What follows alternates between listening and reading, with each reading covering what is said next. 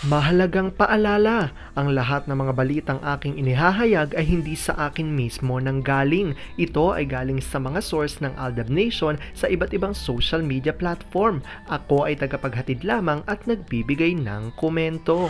Magandang araw mga Aldab Nation! May panibago na naman po akong update para sa inyong lahat. Pero bago natin ito umpisahan ay huwag niyo munang kalimutan na mag-subscribe sa aking YouTube channel at i-click mo na rin ang katabing bell button para maging updated ka sa mga latest videos na i-upload ko. At kapag umabot na ng 100,000 subscribers ang aking channel, ay may sorpresa ako para sa inyong lahat. Alam kong excited na kayo, kaya naman ngayon, umpisahan na natin ang ating kwentuhan. Ang pag-uusapan natin ngayong araw na ito kung saan wala na raw maipasweldo ang tatlo sa kanilang mga empleyado, kaya naman ang tatlong itlog raw ay problemado at tila hindi na nga rin daw magtatagal ang kanilang noontime show at lahat daw ng mga taong ito na sumisira sa Aldab ay tila kinakarma na. Gaano nga ba ito katotoo at may sapat nga bang ebidensya ang makakapagpatunay rito? Well, yan ho ang ating aalamin at pag-uusapan ngayong araw na ito. Pero bago ho yan ay bibitinin ko muna kayo ng kaunting-kaunti lamang kung saan magbasa muna tayo ng mga nakakatuwang post ni My Name is Theo01 sa Twitter. Kaya naman wag na natin patagalin pa. Sabi niya sa kanyang tweet, "Hello Lolo, Apo, kumusta kayo dyan? Asan po si doggy ko? Okay naman, namimiss ka na namin. Nag-eat na po siya. On time palagi, hindi siya inaway ng ibang dog, naglalaro lang sila B, baka masugatan ng doggy ko lolo, ako nang bahala, hindi mo ba kami namimiss? Sinong katabi niyang matulog? Aso din, asa ng daddy mo? Daddy, misis na, doktora pa, lahat ng kakainin at iinuming gamot dapat dadaan muna kay misis, mula sa susuotin na damit hanggang sa personal hygiene, si misis ang naghahanda, kaya nga baliw na baliw yung mister sa kanya ayaw nang mawalay kahit ilang oras lang, yung obsession niya sa misis, wala nang gamot. Kapag nakikita mong nagkukulitan ng mga anak nyo, nakakalimutan yung mga problema sa labas. Sa tuwing pagmamasdan nyo ang bunga ng kaharutan nyo, din ang pagmamahalan, wala ka ibang maiisip kundi ang magpasalamat sa may likha. Sapat na ang magkasama kayo palagi dahil alaw niyong mamiss ang mga moments na kasama sila." Alam kong tuwan-tuwa ho kayo sa ating binasa, pero ngayon pag-uusapan na natin ang ating main topic.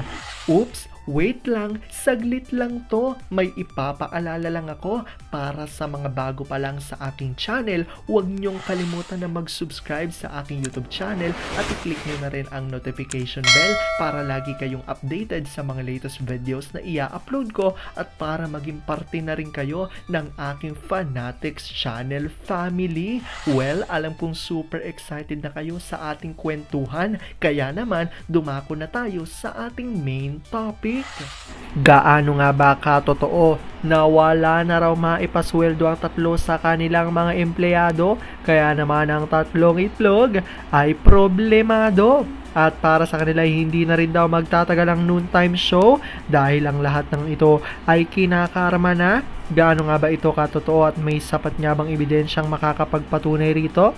Alam kong super excited na kayong malaman yan, kaya naman wag na natin patagalin pa. Unang-una na nga dyan galing sa tweet ni Vampire 2019 at sabi niya rito, "Alam nyo, lahat ng nangahamak at sumira sa pagkatao ni na Alden at Ming sisingil ng karma. Naalaala nyo, ang iba bigla na lang natsugi noon. Ilan na din ang iginupo ng karamdaman.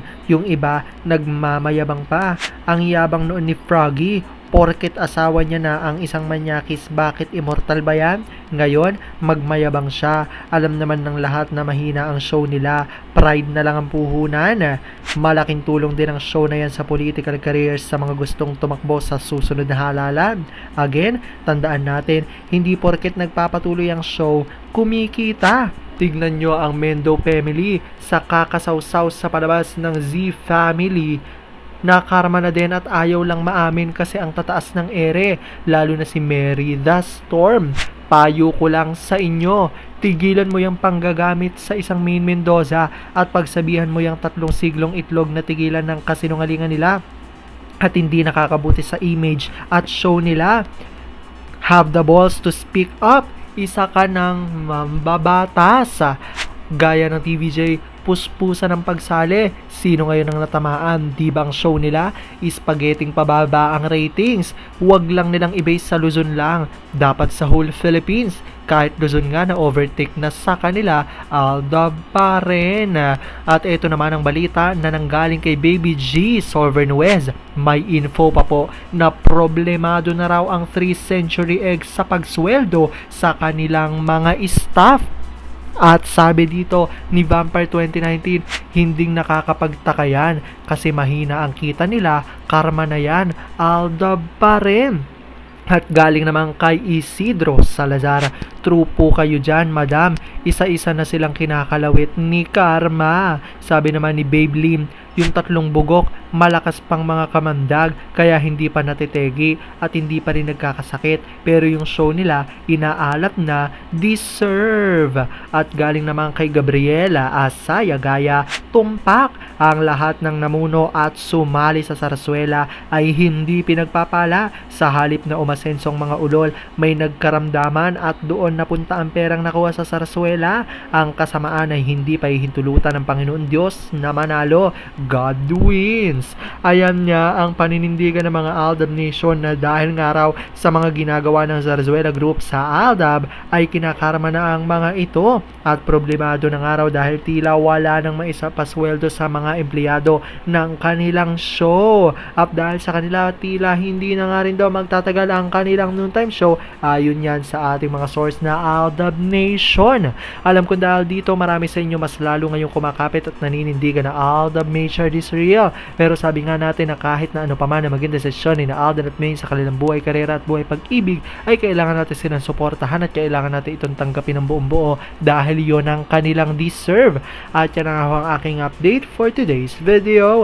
Maraming salamat sa panonood at pagtapos sa video ito. Kung nakapag-subscribe ka na, welcome sa Fanatics Channel family. Kung hindi pa naman, huwag ka nang mahiya, mag-subscribe ka na. Pindutin mo na yan. I-click mo na rin ang katabing bell button para makatanggap ka ng notification kapag may bagong update para sa iyo. Para naman sa parte na ng aking pamilya, punta lang sa aking channel at i-click ang videos para mapanood mo at malaman mo pa ang mga nakaka-good vibes at nakakakilig na fresh news about Maychard. Muli, ako ho ang inyong lingkod na patuloy na maghahatid ng good vibes every day. Thank you mga Aldab Nation. Ingat!